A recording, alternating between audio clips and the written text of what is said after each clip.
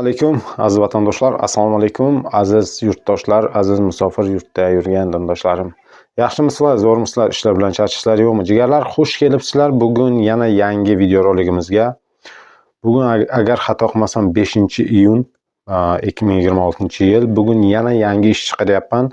Bu ishimiz частный zavod bo'ladi.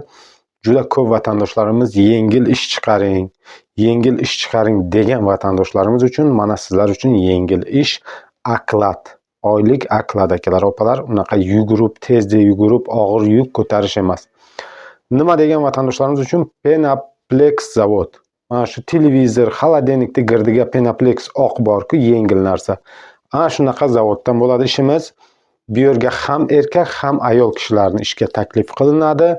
Yotoq joyi mutlaqo tekin, oklad 3500 rubl, soat 8 ertalabdan soat 8 kechqurungacha ish vaqti, plus soat 1 dan 2 gacha obed va buni ichida yana plus perekurlari bor.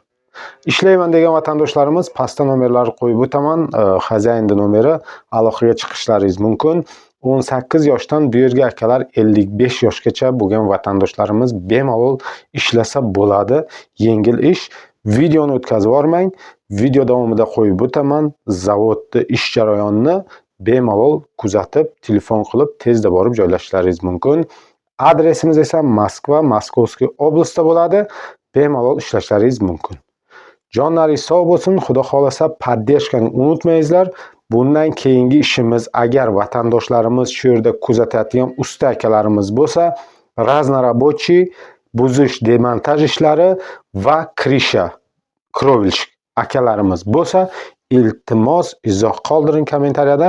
Inshaalloh men sizlarga keyingi videoda esa o'sha ishni chiqaraman. U har kuni to'lov bo'ladi. Moskvada u ishimiz, bemalol borib ishlashlaringiz mumkin. Jonlaringiz sog' bo'lsin. Poddershkani unutmang, chunki bu biron yolg'on narsa, yo bo'lmasa like uchun, yo kommentariya uchun, yo pul uchun emas akalar. Prosta musofir yurtda yurgan har bir vatandoshlarimiz borib azob chekkan vatandoshlarimiz biladi, qadrlaydi, qimmatlaydi. Mana shular uchun ishni chiqaryapmiz. Jonlaringiz sog' bo'lsin. Kelgusi videorolikda ko'rishguncha deymiz. E'tiborlaringiz uchun katta rahmat.